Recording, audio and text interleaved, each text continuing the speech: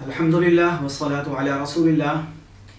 اگر کوئی سمجھدار بالغ لڑکی اپنے ماں باپ کی رضامندی کے بغیر اپنا نکاح کرے تو شرعاً ایسا نکاح ہو جاتا ہے، اگرچہ والدین کی رضامندی کے بغیر نکاح کرنا پسندیدہ نہیں ہے، اخلاقاً بھی پسندیدہ نہیں ہے اور شرعاً بھی پسندیدہ نہیں ہے، مگر نکاح ہو جائے گا۔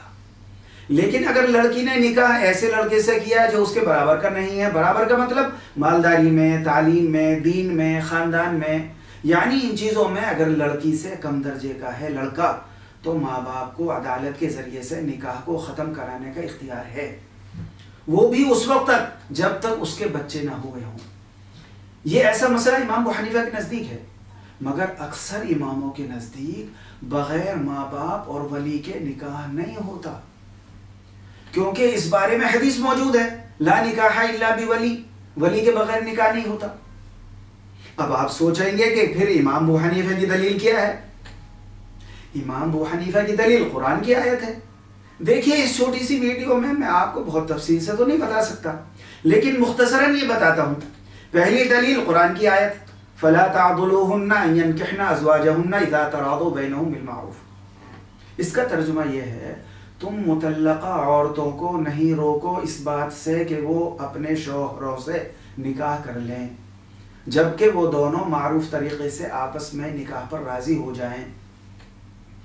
مطلب یہ ہے کہ قرآن نے یہ کہا اگر وہ نکاح کریں تو رکاوٹ پیدا نہ کریں۔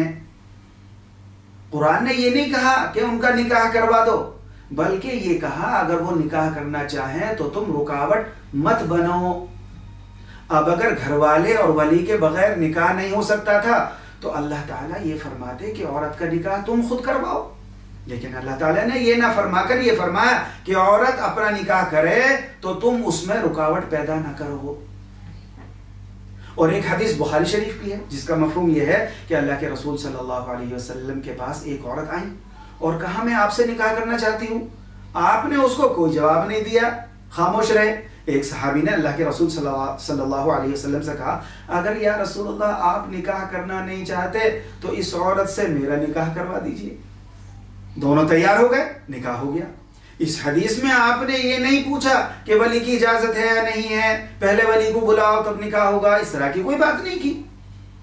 لیکن اب آپ کے دل میں ایک سوال پیدا ہوگا کہ اس حدیث کا کیا مطلب ہوگا جس میں یہ فرمایا کہ نکاح بغیر ولی کے نہیں ہوگا۔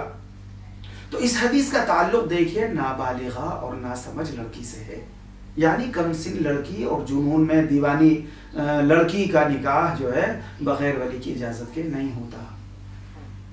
ایک جواب اور بھی ہے اس حدیث کا، جواب یہ ہے کہ اس حدیث میں یہ کہا فرمایا گیا اچھا اور بہتر نہیں ہے کہ بغیر ولی کے نکاح کرے، اصل نکاح ہو جائے گا۔ مطلب یہ کہ افضل اور بہتر یہ ہے کہ عورت کو ولی کی اجازت سے اپنا نکاح کرنا چاہیے۔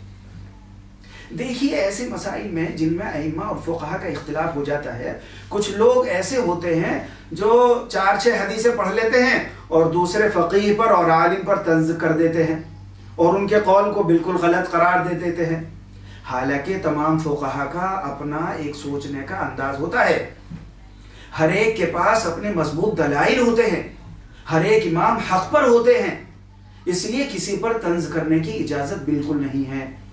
اس لیے ایسے لوگوں سے دور رہیں جو چند حدیثیں جان کر اپنے آپ کو عالم اور بہت کچھ سمجھنے لگتے ہیں اور پھر یہ سمجھتے ہیں ہم تو سب کچھ ہے۔ ایسے لوگ آپ کو فقہا سے دور کر دیں گے اور بدگمان کر دیں گے، اس لیے کہ آپ کے سامنے بھی تمام حدیث تو ہے نہیں جو آپ کسی کا جواب دے سکے۔ اللہ تعالی ہمیں بس صحیح سمجھ عطا فرمائے اور اختلافات سے اللہ تعالی ہمیں بچائے۔